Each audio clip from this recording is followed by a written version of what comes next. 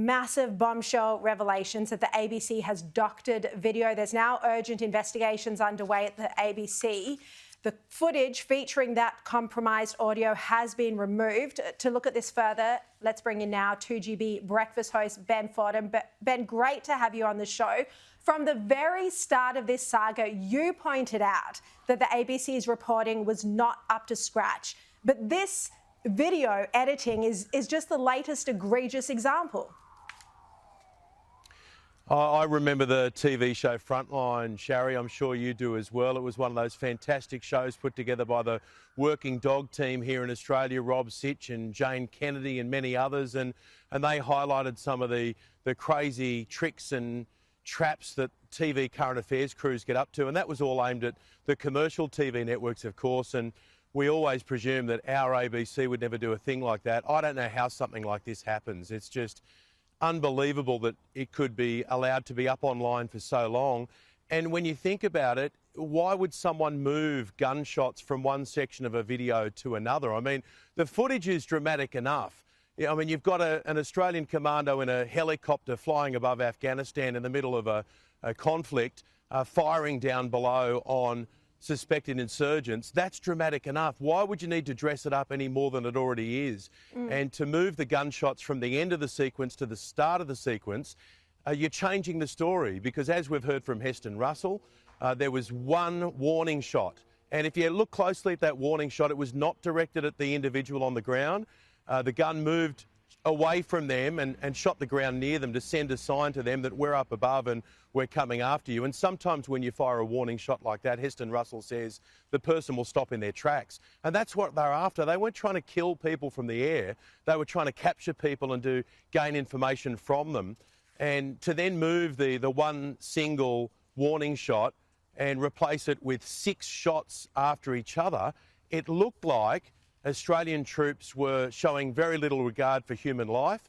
And it's just phenomenal when you think about all of the mistakes that the ABC made on this and all of the warnings they've had, Sharri. Think about all those moments. It's a bit like watching one of those movies where you're thinking, no, don't do that, get out of that, escape that, and the person keeps falling into trap after trap after trap. They've had so many chances to apologise, including David Anderson, the outgoing ABC boss who was there before that parliamentary committee, and he said, I'm not going to apologise. He wasn't even asked whether he was going to apologise, but he volunteered, I'm not going to apologise.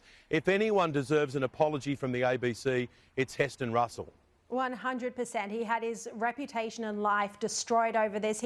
It's possible that he, might not have survived it. Thankfully, he has. Thankfully, he is seeing justice now, thanks to the courts and media reporting, including yours on the 2GB. But, these personal attacks have been incredibly hurtful. The arrogance of the ABC, not only refusing to apologise, but also Mark Willisey's conduct. I mean, Ben, when you were first reporting on this, Mark Willisey rang your producer, James Willis, who's now at the telly, who I just had on the show, and yelled at you guys over this. I can still remember sitting on air that morning and talking into the microphone and just looking outside the studio window and seeing James Willis out there with a shocked look on his face. And look, James is a bloke who can handle many, many things. He's not intimidated by anyone, but to see his reaction that morning, and then when I threw to a commercial break, I asked him what was going on, and he explained that Mark Willisey had just unloaded on him.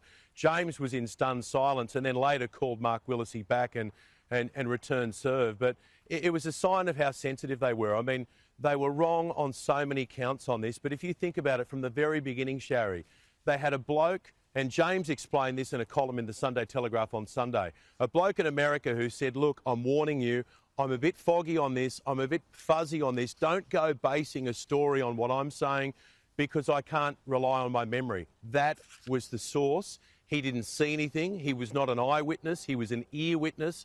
He heard a sound, and from that sound he came up with a claim that turned into the ABC calling it a war crime.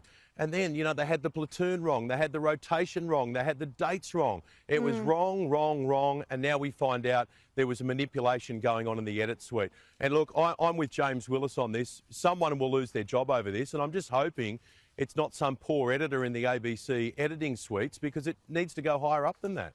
Yeah, higher up? How high? Who do you think should lose their job? Mark Willisey?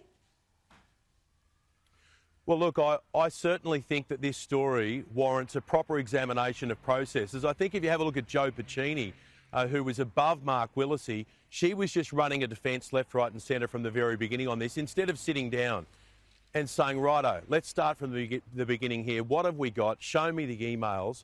The fact that those things had to come to light in the Federal Court of Australia just shows that the processes weren't followed to begin with. I would be directing my criticism to Joe Puccini, to be saying to her, listen, you're in charge here. When questions are raised about our reporting, when there are criticisms that are levelled at our journalism, you've got to then conduct a bit of an audit and say, what have we got? Where did it come from? Do we need to retract here? Do we need to clarify or correct or apologise?